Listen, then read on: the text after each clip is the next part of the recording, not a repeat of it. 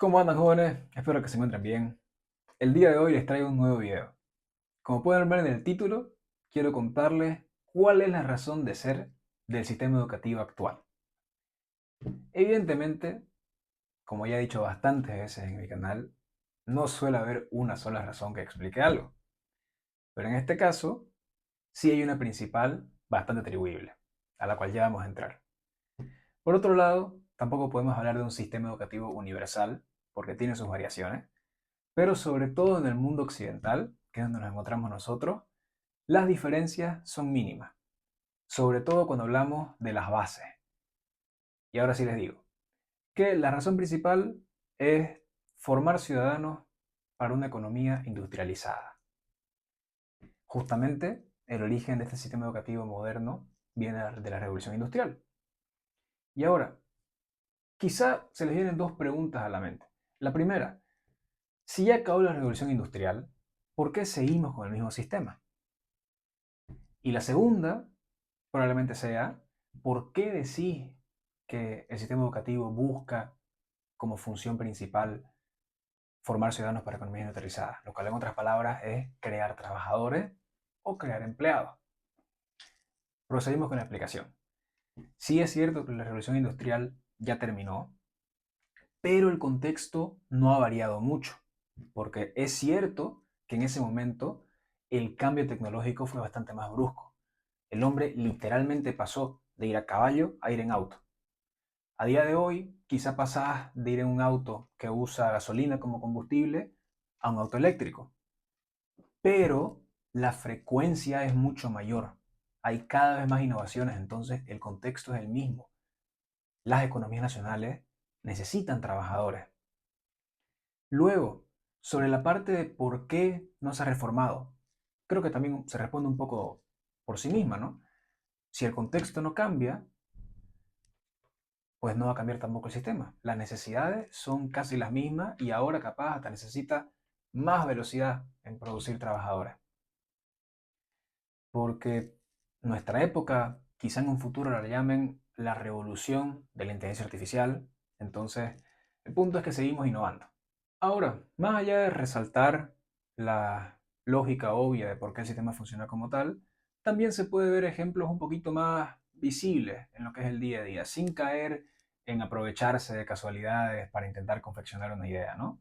Pero, por ejemplo, el hecho de que el colegio funcione también en base a jerarquías, ya que están los profesores, los asistentes de profesores, los profesores de reemplazo, los directores, los psicólogos de colegio. Hay horarios que cumplir, que dura prácticamente lo que una jornada laboral. Hay timbres que te dicen cuándo termina la clase, cuándo está por terminar, cuándo puedes ir al recreo, cuándo puedes ir al baño. Hay también segmentación por edades. Hay también una exigencia para presentar tareas, para dar exámenes. Hay muchas veces que se pone una fecha limitante donde vos ya tenés que tener listo el tema para presentarlo. Te hacen trabajar en equipo, te hacen trabajar individualmente. Ahora, ¿todo esto está mal? ¿Es un problema? No, no. El video dice cuál es la razón de ser del sistema educativo. No es una crítica, porque, como dije antes, no se puede tan siquiera pedir un cambio radical cuando el mundo no ha cambiado radicalmente desde la creación de este sistema. Porque además está bien. El país necesita formar eso y también los ciudadanos van a poder tener una mejor vida si tienen esta formación básica. Porque además, ¿por qué tendría algo de malo una exigencia a la hora de presentar tareas?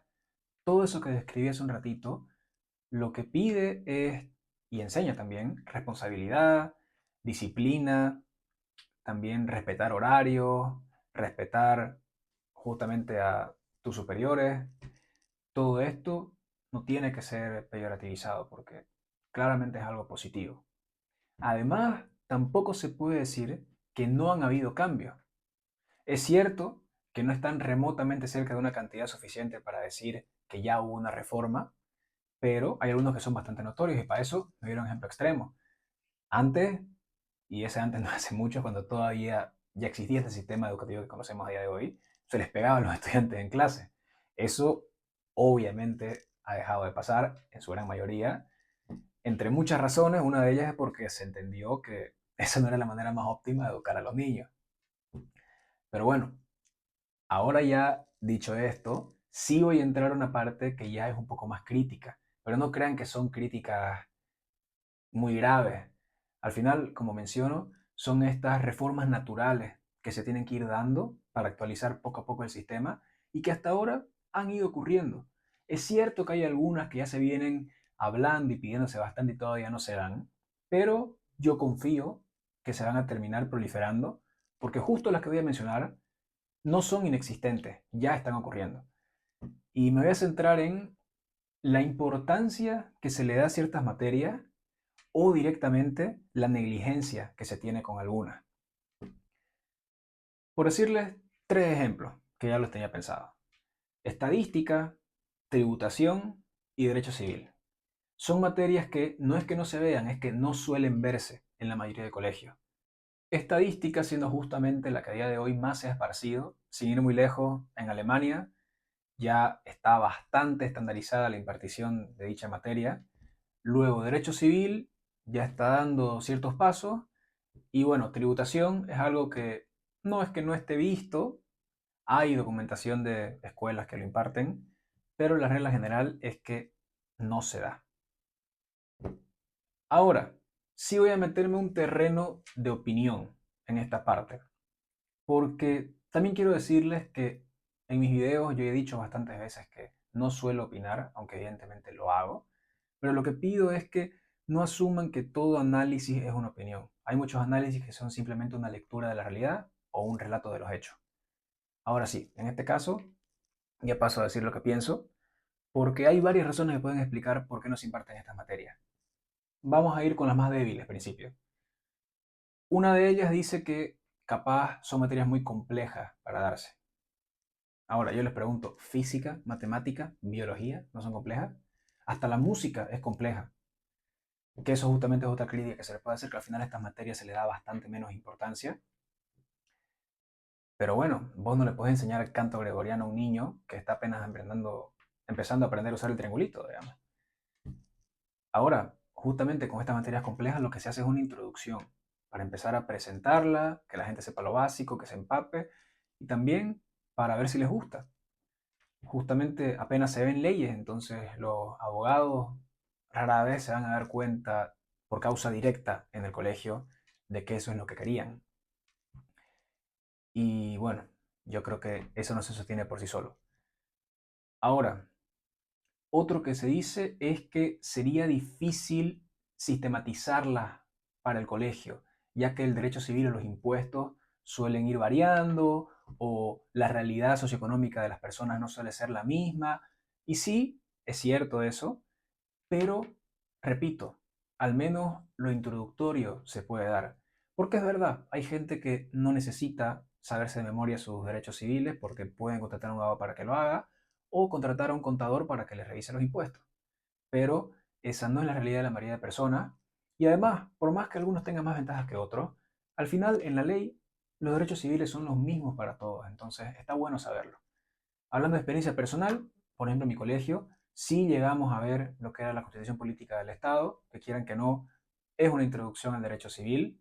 Entonces, como pueden ver, hasta en Bolivia ya están habiendo tanteos con este tipo de materias que yo de verdad creo que se van a terminar de proliferar a nivel mundial. Ahora, ¿cuál es otra razón que se da por la cual se dice no se imparten estas materias y es la que a mí más coherente me suena? Es que al Estado no le interesa enseñar eso. ¿Por qué? Impuestos, justamente, no es algo que se pueda decir, no, eso lo vas a ver mucho más adelante. Mentira. Mucha gente sale del colegio con 18 y empieza a trabajar directo. Si no, entran a la uni y después de la universidad, directo también a trabajar. Otros tantos cumplen solo con la educación obligatoria y empiezan a trabajar a los 12, 14, 16, según las permisiones del país. Entonces, es una realidad a la que mucha gente se enfrenta de golpe. Y el poder entender cómo funciona sistemáticamente toda esta complejidad que puedan tener las leyes, ayuda no a evadirlas ni a romperlas, pero sí a no dejarse abusar tanto, a sacar alguna leve ventaja. Y eso, pues, evidentemente el Estado no lo quiere porque lo que busca son trabajadores que cumplan sus funciones, que paguen sus impuestos y, en resumen, que sean miembros funcionales de la sociedad. Entonces se busca enseñar los mínimos, no los máximos. Y sí, hay algunos puntos en los que convendría hubiesen cambio, pero paciencia. Eso al final, hablándolo, teniéndolo presente, se puede influenciar. Pero como dije antes, el punto no era el de destruir al sistema educativo actual, sino simplemente a explicar cómo funciona para que así nosotros tengamos un mejor entendimiento y le sepamos sacar más jugo. Porque justamente hay ciertas cosas que se les atribuye al colegio como enseñanza indirecta, cuando yo realmente creo que son directas. Y de hecho ni siquiera es creo, esto es una realidad, está también documentada. Y es todo el apartado de la socialización. El tema de ir al colegio, a hacer amigos, a aprender a interactuar, a conectar, a experimentar, todo esto es parte de la escuela y parte importante. De hecho, esa es otra de las razones por las que el sistema educativo funciona como tal. Porque el Estado busca que haya esta cohesión cultural y también incluso una homogeneización de la misma. Porque suele darse que una sociedad unida funciona mejor. Muchas veces esto se menosprecia en algunas casas, el valor que tenga. Ojo, no estoy diciendo que lo académico sea menos importante, eso puede argumentarse que es lo principal. Para mucha gente el esforzarse y sacar las notas no solamente es una enseñanza en sí misma para el resto de la vida, sino que puede dar gratificación personal, externa también, o también usarse para ir a universidades y conseguir una educación superior. Eso puede seguir estando en el puesto número uno, pero veo como en muchas casas el tema de socializar se lo tiene como en segundo plano o casi inexistente, cuando es bastante importante. Piensen que la adolescencia, que ya es esa segunda etapa escolar, es casi como un segundo nacimiento, porque el niño es más inocente, es más ingenuo, más puro, entonces se olvida de las cosas, tiene más imaginación, más creatividad. En cambio, el adolescente de repente gana este nuevo grado de conciencia, pasa por cambios hormonales, se empieza a hacer preguntas y sus amigos pues están pasando por lo mismo. Entonces, compartir ese tipo de experiencia ayuda y está demostrado que lo hace.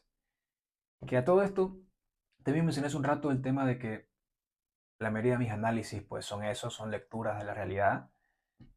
Y aprovecho para decir que esto último también voy a dejar dos fuentes muy importantes que respaldan un poquito esto y que ustedes están más que invitados a hacer su propia investigación o a releer un poquito lo que yo vi. Además, estoy hablando un poco directamente con los papás, que quizás sea resaltar lo evidente, pero ustedes están en toda la potestad de ser los educadores principales del hijo. ¿Por qué? Porque realmente son los que tienen la mayor posibilidad de influir en grandes cantidades en el desarrollo de su descendencia.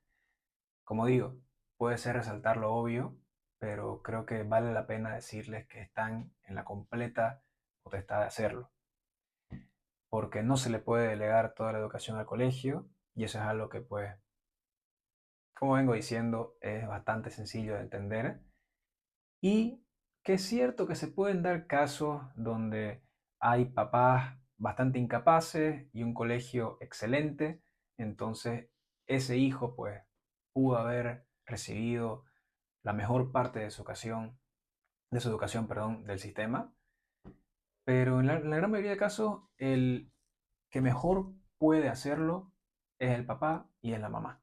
Además, tener en cuenta que ya hay otros aspectos que son incontrolables, como puede ser el entorno, puede ser la cultura, puede ser los sucesos que van transcurriendo en la vida del estudiante en cuestión, que lo van a influir, porque al final es información, es estar expuesto a lo que ocurre.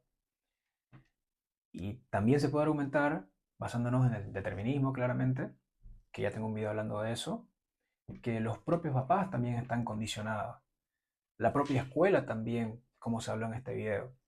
Entonces, es cierto que a veces puede sentir que se nos escapa de las manos, pero creo que viendo el panorama completo, se puede ver dónde hay que maniobrar. Porque al final, respáldeme cuando lo digo, pero la educación es de lo más valioso que se le puede dejar a otro ser humano. Ya para finalizar, quiero aprovechar para agradecerles a todos ustedes porque es mi séptimo video y según veo hay entre 60 y 70 personas viendo cada cosa que subo y de verdad no puedo estar más agradecido porque a mí me cuesta hasta imaginar y ponerles cara a estas 70 personas en cuestión, que sé que pueden ir variando, pero creo que de base deben ser las mismas. Y sí, puedo imaginar que hay 70 amigos de amigos, algún extraño por ahí para mí, familiares, referidos, pero cuesta ponerles cara a estas personas, cuesta imaginarlas en una sala completa y me hace muy feliz que estén viendo el contenido y de verdad espero que les guste. Así que aprovecho para decir algo que no lo digo desde el primer video. Comenten, hablen, sugieran, critiquen, denme sus ideas. Al final ese es el propósito del canal. No es tanto hacer monólogos, sino fomentar diálogo. Así que yo estaría encantado. También, si me quieren hablar privado, pues más de lo mismo. Y sepan que no falta mucho para que vaya a hacer videos con personas, lo cual creo que le va a dar un interés todavía mayor a este canal. Para los que no estuvieron en el anterior video, ahí mencioné que tanto este como los dos anteriores vienen en una especie de hilo conductor para terminar con el cuarto. Casualmente, un bloque del mismo tamaño que el anterior. No dije el título del video del anterior vez, pero esta vez sí ya se los comento porque es justamente el próximo. Y va a tratarse de dignidad en la esclavitud moderna. Ahora, ¿por qué digo que viene un poquito a colación? Porque primero hablamos de por qué está tan dividida Bolivia socioculturalmente, luego de los sistemas democráticos y ahora del sistema educativo. Entonces, creo que concluir con ese video, esta sección, pues tiene sus puntos fuertes. Repito, así como en el bloque anterior, no hace falta ver los tres videos anteriores para entender el cuarto, pero creo que sí suma impacto, así que los invito a verlos. Y también, eso me olvidé decir hace un ratito, a que los compartan con cualquier persona que crean que pueda interesarle. Yo, como les digo, infinitamente agradecido. Y eso nomás, que sobre el próximo video no va a tratar de las personas que están en condición de esclavitud a día de hoy tal cual concebimos el principio de esclavitud, que eso tristemente lo hay, tampoco del tipo de esclavitud que ha cambiado un poco, pero no deja de ser casi lo mismo. Por dar un ejemplo, no voy a mencionar nombres de fábricas porque no lo tengo revisado, entonces no les voy a decir Nike cuando no sé si es Nike, pero niños en Bangladesh cosiendo zapatos por $2 al mes.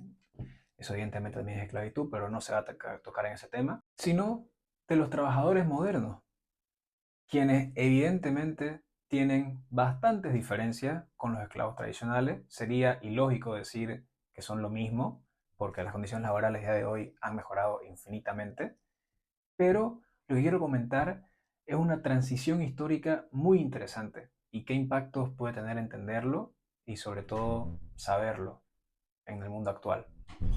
Así que les agradezco mucho si llegaron hasta aquí. Espero con ansias verlos la próxima semana. Y nada, pues eso nomás. Les mando un fuerte abrazo y nos estamos viendo.